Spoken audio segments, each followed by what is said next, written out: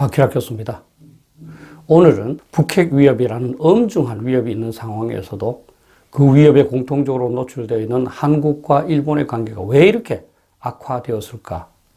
누가 이렇게 악화시켰을까? 하는 문제에 대해서 한 말씀 드리고자 합니다.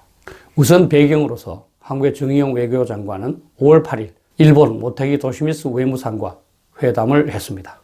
런던에서 개최된 G7 외교장관을 활용한 회동에 불과했습니다. 사실은 한일 양국 간에 단독 회담이 있어야 되는 거죠. 뿐만 아니라 그 내용도 서로 간의 입장만을 표명하고 교환하는 형식적인 만남에 불과했습니다. 1년 3개월 만에 만나는 양국 외교장관의 회담치고는 그 내용이 그다지 좋지 않았습니다. 정 장관은 후쿠시마 원전 오염수 해양 방류 결정에 대한 우려를 표명을 했고, 일본의 올바른 역사 인식이 과거사 문제 해결의 전제라는 점을 강조했다고 합니다. 모테기 외무상은 일본군 위안부 강제동원 피해자 관련 문제에 대해서 일본 측 입장을 설명했다고 합니다. 외교장관 회담이 이와 같이 형식적으로 종료되었듯이 한일 관계는 역사상 최악입니다. 사실은 한일 관계뿐만 아니라 한미 관계도 역사상 최악이라고 할 수 있습니다. 나아가서 현 정부는 친중 정책을 취하고 있습니다만 한중 관계도 그다지 좋다고 볼 수 없습니다. 결국 현 정부가 추진하고 있는 모든 외교 관계가 최악이라고 할 수 있습니다. 실제로는 많은 사람들은 현 정부 들어서 추진한 국정 과제 중에서 한 가지라도 성과를 달성하거나 잘 된 게 있느냐 이렇게 반문하기도 합니다. 국제관계에서 두 개 국가 간의 관계가 강화 또는 약화되는 그 요인은 학자들마다 다양하게 분석할 수 있습니다. 제 나름대로 네 가지를 한번 생각을 해봤는데요. 첫 번째는 공통위협입니다.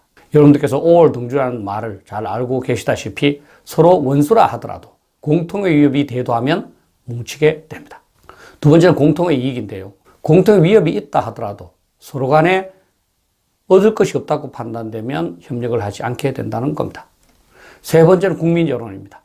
실제 외교 정책은 국민 여론과 상관없이 국가의 지도자가 독단적으로 결정할 수도 있습니다. 그럼에도 불구하고 국민 선거에 의해서 선출되는 현대의 국가 지도자가 국민 여론을 무시하기는 어렵습니다. 이와 같은 세 가지만으로도 충분히 분석할 수 있겠습니다만 저는 더욱 중요한 요소 하나를 추가하고자 합니다. 그것은 바로 정치 지도자들의 정책적 선호라는 겁니다. 정치 지도자가 어떻게 생각하느냐에 따라서 그 나라의 외교 정책이 상당한 변화를 겪더라는 겁니다.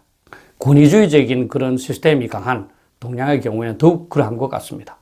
앞에서 제시한 네 가지 요소를 적용하면 특정 시대 양국 관계가 어떤 요소에 의해서 강화 또는 약화되었는지를 어느 정도 분석할 수 있습니다.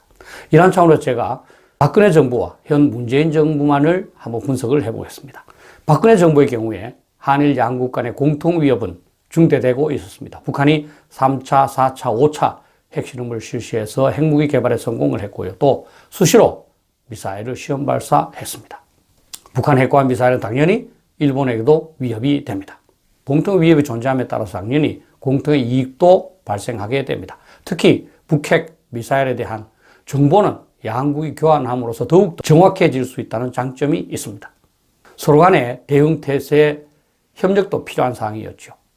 국민 여론의 경우에 2012년 8월에 이명박 대통령이 독도를 방문함에 따라서 초기에는 좋지 않았습니다. 그러나 조금씩은 개선되고 있는 그런 상황이었습니다. 가장 중요한 것은 정치 지도자들의 정책적 선호였다고 저는 생각합니다. 박근혜 대통령의 경우에 북핵 위협이 증대되자 개인적 감정을 버리고 국가의 필요성을 우선하는 결정을 내렸습니다.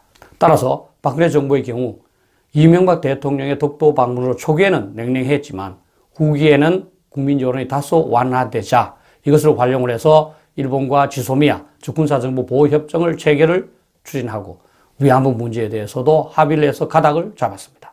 그리고 북핵 관련해서 협력을 점진적으로 증대시키는 그런 추세였습니다. 특히 가장 중요한 것은 이러한 것을 미국이나 일본 정부가 요청한 것이 아니라 한국 정부가 주도적으로 노력했다는 겁니다. 어떻게 보면 한일 관계 해결에 있어서 가장 주도적인 노력을 했던 정부가 아니었나 이렇게 생각합니다. 그럼 문재인 정부를 한번 보겠습니다. 공통의 위협도 박근혜 정부보다 더욱 증대되었습니다. 북한은 6차 핵실험을 통해서 수소폭탄을 개발하는 데 성공을 했고요. ICBM에도 거의 성공했습니다. SLBM과 잠수함을 개발하고 있었죠. 특히 남한 공격용 단거리 미사일을 적극적으로 시험했는데 이것은 한국만 해당되는 사항입니다. 따라서 일본보다 한국이 일본과의 안보 협력을 해야 할 필요성이 더욱 증대되었다 이렇게 볼 수 있습니다. 당연히 공통의 이익도 컸습니다. 앞에서 말씀드린 정보교환은 말할 필요도 없고 미국이 북한에 대한 적극적인 억제가 필요하다고 생각해서 한미일 협력을 추진하고 있었고 요구하고 있었습니다. 그래서 한미동맹을 강화하기 위해서는 일본과의 협력이 필요한 그런 상황이 되었습니다. 국민 여론도 여러분들께서는 부정적이었을 것이라고 추정하시지만 그렇지 않습니다. 박근혜 정부와 유사했을 뿐만 아니라 조금이나마 개선되고 있었습니다. 다만 2020년을 보면 좀 악화됐는데 이것은 국민 여론이 그렇게 된 것이 아니라 현 정부의 부정적인 대일본 정책이 국민 여론을 그렇게 악화시켰다 이렇게 생각합니다. 가장 문제가 되는 것은 정치 지도자들의 정책적 선호라고 봅니다.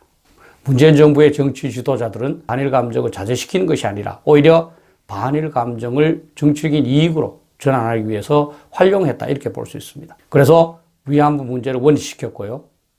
징용자 배상 문제를 통해서 더욱더 한일 관계를 복잡하게 만들었습니다. 그리고 지소미아 군사정보보호협정 꼭 필요한데도 불구하고 이것을 처리하겠다고 위협을 해서 결국 포기했습니다만 현재는 별로 활용하고 있지 않는 상황이 되었습니다. 가장 중요한 것은 박근혜 정부 시절에 합의를 했다가 그 이후 정부에 일방적으로 처리하는 그런 사태가 벌어졌습니다. 따라서 일본에게는 심각한 불신의 빌미를 제공을 했습니다. 이로 인해서 미국이 어느 정도 압박하면 개선하는 척 하다가 실제로는 아무런 행동도 하지 않는 어떻게 보면 다른 국가를 속이는 이런 행태를 반복하고 있었습니다. 제가 아까 한일 양국 간의 국민 감정이 그렇게 나쁘지 않다 이렇게 말씀을 드렸는데요. 이것은 우리 한국의 동아시아 연구원과 일본의 겐론이 함께 추진한 매년 실시하는 겁니다만 여론조사 결과입니다. 맨 위에 자주색으로 보이는 게 한국 국민의 일본에 대한 부정적인 감정인데요. 박근혜 정부 초기에는 70% 이상으로 높았습니다. 그러나 조금씩 개선돼서 50% 수준에 머물고 있었습니다. 그리고 이러한 개선 추세는 문재인 정부에서도 계속되었습니다. 그러다 2020년에 70% 이상으로 높아졌는데 저는 아까도 말씀드렸지만 이것은 현 정부가 국민들을 선동한 결과다 이렇게 보고 있습니다. 빨간 선으로 보이는 것이 일본 국민들의 한국에 대한 부정적인 감정인데 보시면 크게 변화되지 않고 한 40% 선에서 머물고 있는 것을 알 수 있습니다. 밑에 보시는 파란색과 녹색은 긍정적인 감정인데요. 예상과 달리 큰 변화 없이 그대로 지속되고 있다는 경향을 알 수 있을 겁니다. 따라서 제가 말씀드리고 싶은 것은 현재 한일 관계가 악화된 그 주범은 국민 여론은 절대 아니라는 겁니다. 현 정부가 여러 가지 일을 할 때마다 국민 여론을 내걸고 있지만 국민 여론은 일본과 좋은 관계를 유지하기를 바라는 그런 경향이라는 겁니다. 제가 말씀드린 네 가지 요소에 의해서 그 원인을 한번 분석을 해보겠습니다. 사실 문재인 정부 시대에 공통위협은 오히려 증대되었습니다. 수소폭탄을 북한이 만들었죠. ICBM과 SLBM의 완성에도 점점 가까워지고 있었습니다. 당연히 상호이익도 증대되는 거죠. 북핵, 미사일 관련 정보교환은 더욱 절실한 상황이 되었습니다. 예를 들면 3월 25일 날 북한이 단거리 미사일을 발사했습니다. 일본은 즉각적으로 그 사실을 공표했죠. 근데 우리는 몇 시간 후에야 겨우 남적 분석 결과를 이야기했습니다. 시험이니까 상관없지 만약에 북한이 한국에 대해서 실제 공격을 했다고 한번 보십시오. 우리는 그것이 어떤 미사일인지 어디서 날아왔는지도 모르고 공격만 당하고 있는 거죠. 한일 양국이 협력하면 훨씬 더 그 정보를 빨리 알 수 있을 겁니다. 국민 여론은 반복적으로 말씀드립니다만 절대로 나빠진 것이 아닙니다. 오히려 개선되고 있었습니다. 그리고 2020년에 갑자기 악화된 것은 정부와 일부 반일 감정 주창자들이 국민 여론을 선동했기 때문입니다. 다시 말하면 정책 변화의 원인이 아니라 일본 정책 변화의 결과라고 할 수 있습니다. 가장 중요한 것은 정치 지도자의 정책적 선호입니다. 박근혜 정부의 경우 대통령부터 국가안보를 매우 중시하는 그런 성향이었습니다. 뿐만 아니라 사명감과 애국심이 투철한 육사 출신들을 주요 안보 포스트에 포진시켰습니다. 이들이 안보 필요상 일본과의 관계 개선을 필요하다고 건의했고 박근혜 대통령은 탄핵의 위협을 받는 상황에서도 이를 승인해서 추진하도록 했었습니다. 근데 문재인 정부에서는 삼류 외교관이 외교를 담당하게 되었습니다. 강경화 외교부 장관은 통역 출신이었고요. 현 외교부 장관은 통상 전문가였습니다. 한국에서 가장 중요한 것은 미국, 일본, 중국, 러시아와 같은 4강 외교인데요. 이러한 4강 외교에 경험을 못한 사람이 외교부에서 핵심적인 위치를 차지하게 된 겁니다. 그리고 어떻게 4강 외교가 잘 되겠습니까? 그리고 청와대에서도 안보 분야의 비전문가 또는 삼류학자들이 담당하게 됐고요. 군인 출신들은 모두 배제되었습니다. 더군다나 임종석 실장을 비롯한 과거 주사파들이 청와대를 장악함으로써 이들 삼류 외교관과 안보 비전문가들은 이들 주사파들의 눈치를 보지 않을 수 없었고, 따라서 그들이 유도하는 대로 반일 감정을 정치적으로 이용하는 방향으로 외교정책을 추진하게 된 겁니다. 결국 문재인 대통령과 반일 감정을 보유하거나 이를 활용하려는 참모들이 현재와 같은 한일 관계를 악화시켰다. 다시 말하면 한일 관계 악화의 주범이다. 이렇게 볼 수 있습니다. 현 정부는 국가의 안보보다는 정파적 이익을 위해서 한일 안보 협력의 필요성을 부정하고 있다. 이렇게 생각을 합니다. 누가 봐도 북핵 위협으로 인해서 한일 양국 간의 협력은 필요한 상황이죠. 그렇게 악화된 원인은 현 대통령의 무철학과 참모들의 비전문성, 비소신이라고 생각을 합니다. 이들로 인해서 한일 관계뿐만 아니라 한국의 모든 외교관계, 또 모든 국정 분야가 흔들려 온 거죠. 4년 동안. 앞으로 1년이 더 남았으니 더욱 갑갑합니다.